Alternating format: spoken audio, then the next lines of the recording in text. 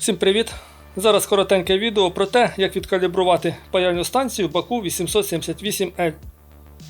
Калібровка вам необхідна для того, щоб бути впевненим, що у вас температура на виході фена відповідає тій температурі, яку ви виставили на дисплеї паяльної станції. Для калібровки нам потрібен тестер, який вміє вимірювати температуру і показанням якого ви довіряєте. Я буду використовувати свій Richmeters 409B.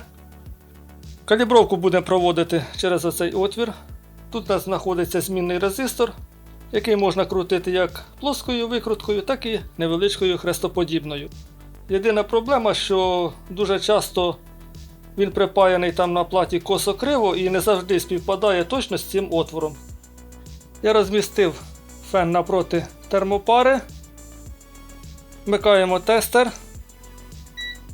Виставляємо його на вимірювання температури і вмикаємо паяльну станцію. На фені ставимо потік середній і температуру виставляємо приблизно, давайте виставимо 200 градусів на паяльній станції. Зараз почекаємо, поки вона вийде на робочий режим. І так, паяльна станція вийшла на робочий режим. Як бачимо, у нас виставлено 200 градусів і тестер показує 198 градусів. В мене паяльна станція вже відкалібрована, тому фактично мені калібрувати не потрібно. А якщо у вас показання на тестері будуть більші або менші, то для цього ви берете викрутку і акуратно, як дівчинки, вставляєте, обертаючи за годинниковою стрілкою, ми додаємо температуру. Як бачимо, у нас вже 210-220 градусів. А обертаючи проти годинникової стрілки, ми її зменшуємо.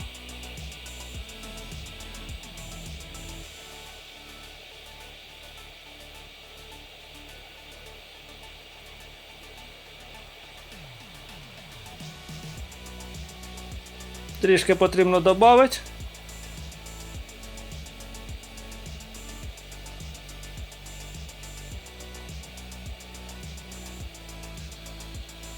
Приблизно так. 200 ми виставили і 200 у нас на виході фена. Фактично на цьому калібровка завершена. Тепер ви впевнені в тому, що у вас температура на виході фена відповідає тій температурі, яку ви виставили на дисплеї вашої паяльної станції.